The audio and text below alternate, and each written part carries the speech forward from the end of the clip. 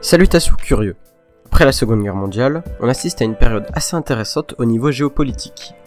À partir de 1947 jusqu'en 1962, la plupart des colonies deviennent indépendantes. Pour cela, les colonies disposent de plusieurs moyens. Pour la plupart, l'indépendance s'acquiert à l'aide de la négociation. Mais pour les autres, la guerre est nécessaire à leur indépendance. Aujourd'hui, nous verrons quels États sont devenus indépendants et les différents moyens pour obtenir cette liberté à travers ce court récapitulatif. En 1947, première année de la phase de décolonisation, on retrouve l'indépendance de l'Inde, autrefois britannique. Suite à cet accord pour l'indépendance, les Indiens sont en désaccord. La Ligue musulmane souhaite la création d'un État indien musulman, tandis que le Parti du Congrès, majoritairement hindou, souhaite une Inde unie. Finalement, cela aboutira à la création du Pakistan, avant d'être divisé en deux.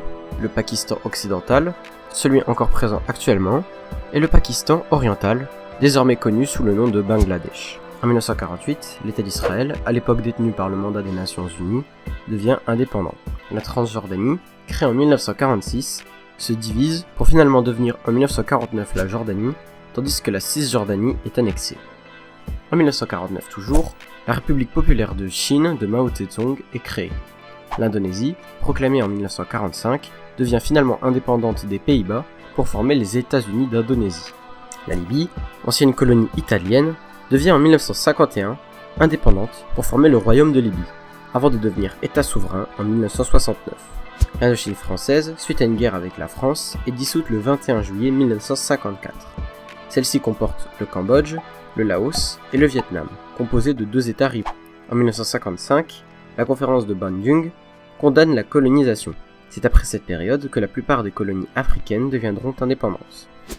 En 1956, le canal de Suez est nationalisé par Nasser, devenant ainsi possession de l'Égypte. Le Soudan, le Maroc et la Tunisie deviennent également indépendants à cette période. En 1957, le Ghana devient indépendant, absorbant au passage le Togoland britannique. À l'époque, la Fédération de Malaisie est composée de 9 États malais et de 2 colonies britanniques. C'est en 1963 que la Malaisie est créée, regroupant au passage Singapour et le Bornéo du Nord. La Guinée, possession française, est libérée suite à un référendum en 1958. En 1960, le Congo belge est indépendant et forme ainsi la République du Congo. À cette période, de nombreuses colonies françaises obtiennent leur indépendance en Afrique.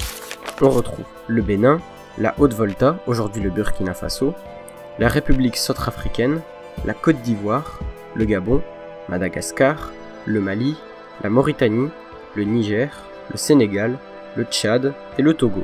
Le Nigeria, colonie britannique, est également libre en cette année 1960, suivi du Cameroun ainsi que de l'Éthiopie. L'Afrique du Sud, appartenant à la Grande-Bretagne, est indépendant en 1961. Cependant, la politique d'apartheid, mise en place en 1948, ne sera abolie qu'en 1980. À cette période, le Koweït puis le Tanganyika deviennent indépendants. Ce n'est qu'en 1964 que la Tanzanie est créée, fusionnant ainsi le Tanganyika et Zanzibar. En 1962, le Rwanda et le Burundi, anciennement possession belge, deviennent indépendants. L'Algérie, suite à une guerre face à la France, devient elle aussi indépendante. L'Ouganda, ancien protectorat britannique, est également libéré. Enfin, à cette période, la Jamaïque ainsi que les Samoa orientales deviennent libres.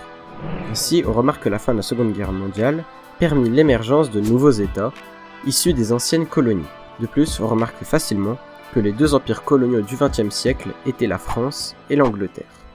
Merci d'avoir regardé. Comme d'habitude, les liens de toutes mes sources sont dans la description, ainsi que les liens des musiques utilisées. En tout cas, je vous dis au revoir curieux.